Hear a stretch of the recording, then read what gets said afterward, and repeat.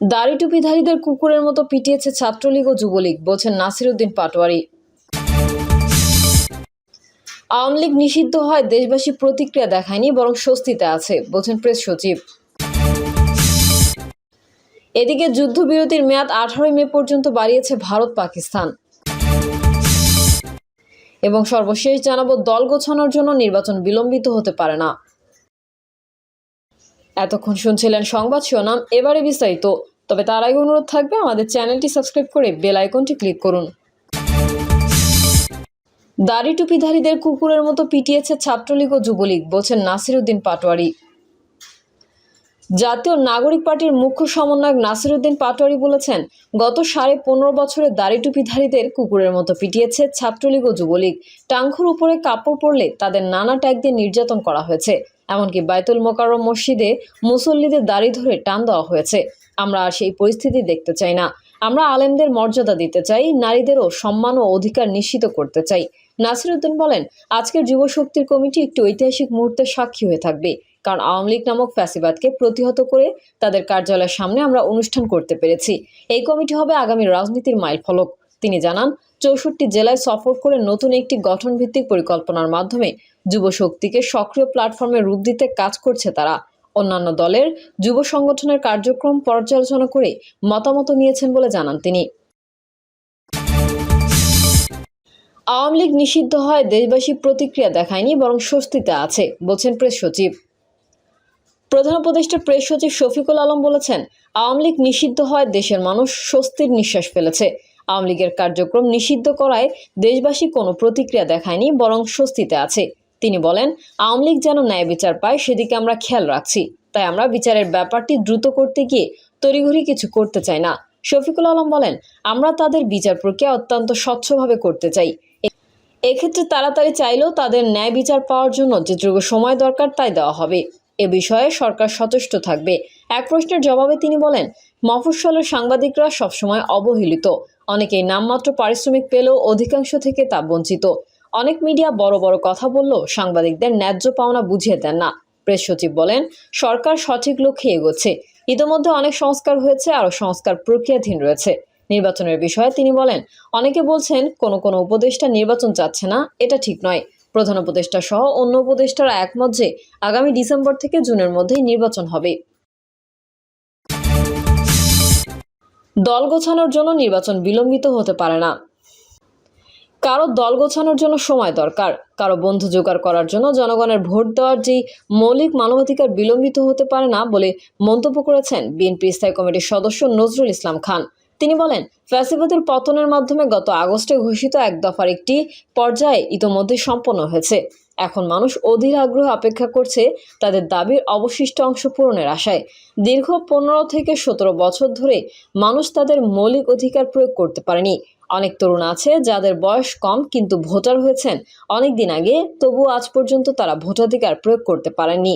তারা সেই অধিকার প্রয়োগ করতে চায়, রাষ্ট্র পরিচালনায় নিজেদের মতামত জানাতে চায়। এটি তাদের সর্বোচ্চ রাজনৈতিক অধিকার।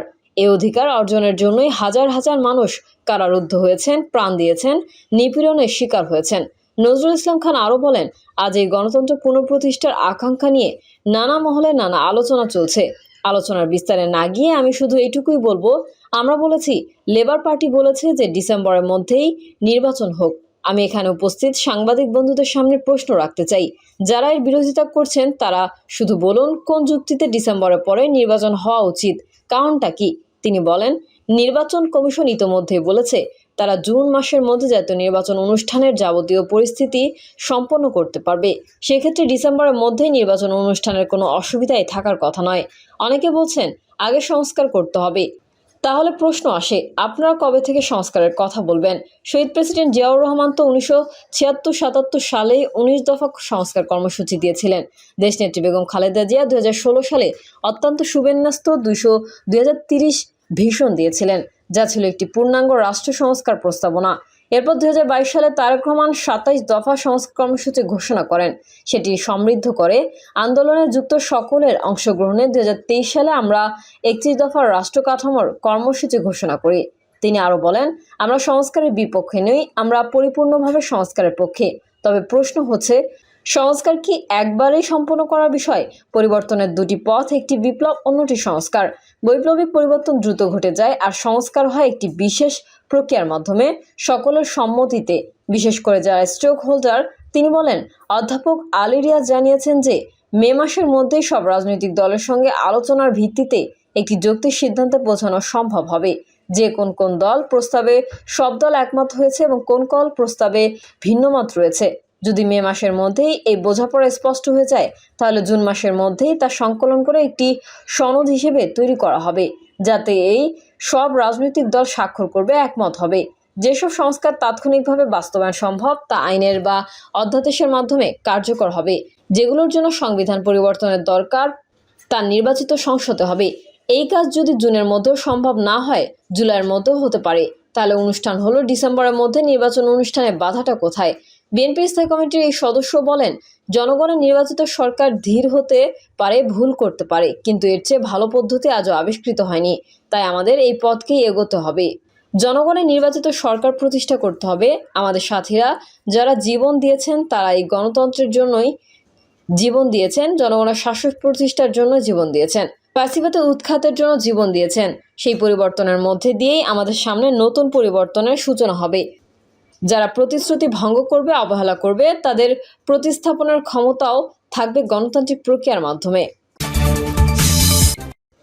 এদিকে যুদ্ধবিরতির মেয়াদ 18 মে পর্যন্ত বাড়িয়েছে ভারত পাকিস্তান। পাকিস্তানের পররাষ্ট্রমন্ত্রী ইসহাকদার বলেছেন, ইসলামাবাদ ও নয়াদিল্লির যুদ্ধবিরতির মেয়াদ 18 মে পর্যন্ত বাড়াতে সম্মত হয়েছে। পাকিস্তানি সংবাদ মাধ্যম দ্য ডনের খবর অনুযায়ী বৃহস্পতিবার পার্লামেন্টে দেওয়া এক বক্তব্যে ইসহাক জানান, দুই দেশের সামরিক বাহিনীর মধ্যে আলোচনা হয়েছে। এরপর তারা যুদ্ধবিরতি বাড়ানোর সিদ্ধান্ত নিয়েছে। তিনি বলেন, পাকিস্তান ভারতের সাথে যুদ্ধবিরতি চায়নি, তবে ইসলামাবাদ নয়াদিল্লির সাথে যৌগিক সংলাপ চেয়েছে, যাতে সমস্ত বিতর্কিত বিষয়ের অবসান ঘটে। ভারতের পক্ষ থেকে যুদ্ধবিরতির মেয়াদ বাড়ানোর বিষয়ে যদিও কোনো আনুষ্ঠানিক বিবৃতি দেওয়া হয়নি, তবে ভারতীয় সংবাদ মাধ্যম নিউজ 18 সূত্রের বরাতে জানিয়েছে, যুদ্ধবিরতি 18 মে পর্যন্ত চলবে। সূত্রগুলো সংবাদ মাধ্যমটিকে জানিয়েছে, উভয় দেশের সামরিক অভিযানের মহাপরিচালক শিগগিরই পুনরায় আলোচনা করবেন। এর আগে বৃহস্পতিবার এক বিবৃতিতে ভারতীয় সেনাবাহিনী বলেছে, 10 মে দুই মহাপরিচালকের মধ্যে সমঝোতার পর সতর্কতার মাত্রা কমাতে আস্থা তৈরির ব্যবস্থা অব্যাহত রাখার সিদ্ধান্ত নেওয়া হয়েছে। ভারত নিয়ন্ত্রিত কাশ্মীরে এক সশস্ত্র হামলার পর 4 দিনের তীব্র আন্তঃসীমান্ত হামলা থামিয়ে 10 মে যুদ্ধবিরতিতে সম্মত হয় দুই দেশ। ভারত কাশ্মীরের ওই হামলায় পাকিস্তানের সম্পৃক্ততার অভিযোগ তোলে, যদিও প্রমাণ উপস্থিত করেনি। তবে পাকিস্তান এ বিষয়ে আন্তর্জাতিক তদন্তের আহ্বান জানায়। প্রিয় দর্শক, এই ছিল এখনকার সর্বশেষ সংবাদ। আপডেট সংবাদ পেতে চ্যানেলটি সাবস্ক্রাইব করে বেল আইকনটি ক্লিক করুন। কমেন্টে আপনার মতামত জানিয়ে আমাদের সাথেই থাকুন। ধন্যবাদ সবাইকে। আল্লাহ হাফেজ।